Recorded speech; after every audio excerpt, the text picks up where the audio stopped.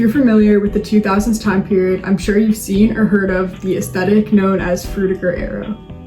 Now, the idea of this design style was to combine the emerging technologies with nature, and the design often included things such as water droplets, glass, and trees in combination with buildings and computers and all that new technology.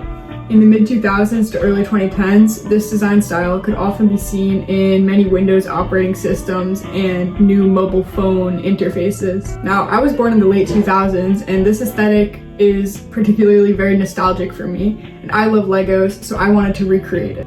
Now I'm going to show you guys a step-by-step process in what the building of this model looked like. First thing I did was go find a bunch of pieces that were sort of the vibe, and I put them in this bin. I didn't have an exact plan in the beginning, but I did know like a relative size, so I started out with these base plates in the correct colors, and I sort of just put them together. Next, I put in a whole bunch of time trying to work on this like border. I wanted to have some depth, so it wasn't just like a bunch of flat base plates. After some trial and error, I ended on this more like smooth look with the medium green along the sides, and I also have this waterfall popping out, which I think ended up looking pretty cool, and I started adding some depth. This is a hard aesthetic to capture within Lego because it's a lot about like curves and like rounded objects, and Lego's like the exact opposite of that, right? So it's been a little bit challenging to make even the ground part of it. Obviously you can see it's two different colors. I think it works all right, and hopefully later on when we get into more of the fine details of this, I'll put some foliage like sort of around here that ties it in so it doesn't look like these hills are just like standing out, you know. And the other part of this build so far is the water part of it. I was just about to say the Lego part of it. It's all Lego, but the water part of it. I need this waterfall so quick. So I got these two like window pieces, like curved window pieces, and I have it going down.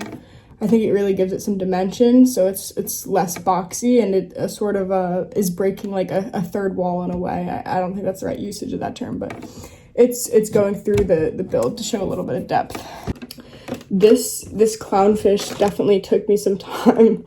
I found like some remnants of an old clownfish piece from a set somewhere, and I sort of redesigned it a little bit to make it look a little bit, you know, curvier, a little bit bubblier. The plan is to put the sky, like a sky backing here, a bit like big blue sky, because that's a whole big part of it, and then against the sky backing is going to be buildings.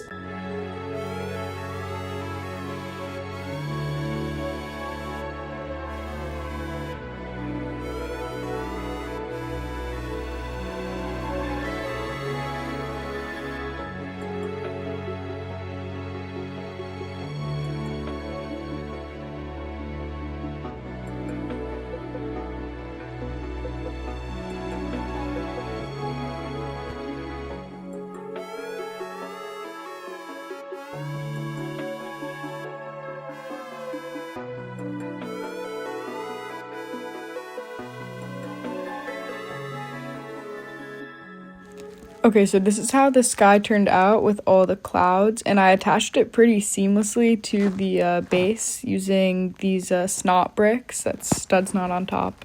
Above the clouds, I also added a gradient with different colors of blue, and with that, I began searching for bubble pieces, which became a whole issue, a whole ordeal throughout this process. We'll get more into that in like just a minute, but first I went in and made some of the buildings first, because that's another big component to it, and this took a lot of like analyzing, surprisingly, of like other images and parts of the design style. I really do think research and sort of analyzing references and all that is like a very important part of Lego building or any design in general that often gets overlooked. But anyway, I settled on a grayscale color scheme for these buildings to sort of match all the reference images, and I got started looking for pieces. I promise I'm not eating the Legos here. I was breaking apart pieces with my teeth.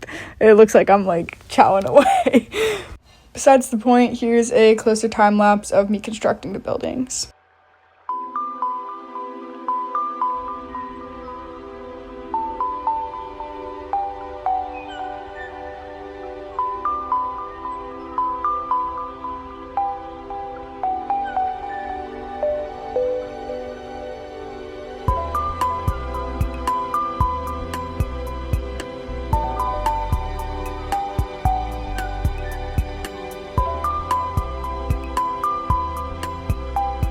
So this is where we're at. I have the whole sort of gradient done on the sky. I'm happy with how it turned out. I think it really makes it pop out like the aesthetic that we're going for here, right? And then we need to add all of the details sort of in like the foreground and also in the background, and that's what I'm working on right now. I have the buildings. I have like 2 different types of clear pieces I'm using to represent like windows, but those are gonna go, I don't know if you can see, those are gonna go over here along the skyline and maybe a couple over here. And then I want some objects, maybe like a railway popping out and going like out here. So, okay, actually one last thing before I go build a little bit more. One thing I've been having a hard time figuring out how to like execute for this build is bubbles. Sorry, my dog is like in the background. Okay, so I did a whole bunch of talking in this part that you guys will not want to sit through, but essentially I needed to find like rounded bubble pieces to go for this design style, and it was something I had a hard time making a decision on like this whole time. These were some of the options I was deciding on for these bubble pieces, and none of them were really perfect until I stumbled upon this piece.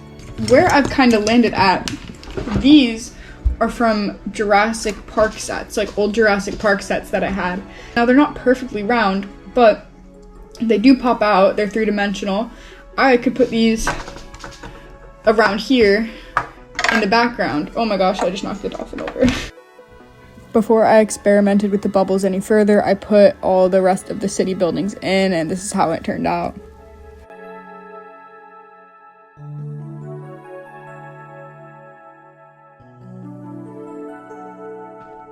I also added some smaller bubble pieces to the border area on the bottom.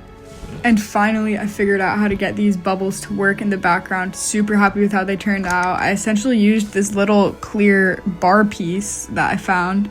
I found a whole bunch of them, and they fit directly into the Jurassic Park bubble pieces. And they actually stay there pretty well. They're not even like flopping around or anything, so we put 3 of those in the sky, and I continued building. It's at this point when I started adding details like little shrubs and bushes around, and I eventually added a whole bunch more, but this was just the beginning. I also just tried to add some like random objects into this because a lot of the reference pictures had it, so I just have like a random piano floating right here on another one of those clear bars.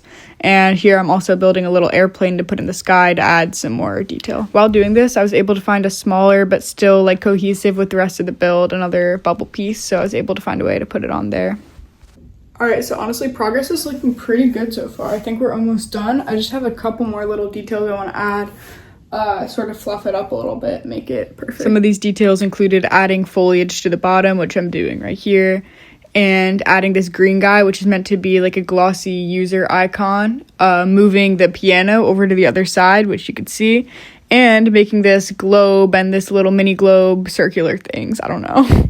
And that pretty much concludes how I made this, and this is how it turned out in the end. I'm actually super happy with it. This build was something that was a lot different than what I usually do. I usually just build specific buildings or areas within my Lego city, and this was its own standalone kind of thing, I guess. So yeah, this was a super fun experience. If you guys enjoyed watching, be sure to let me know what you thought of it, and yeah, follow along for more cool Lego builds.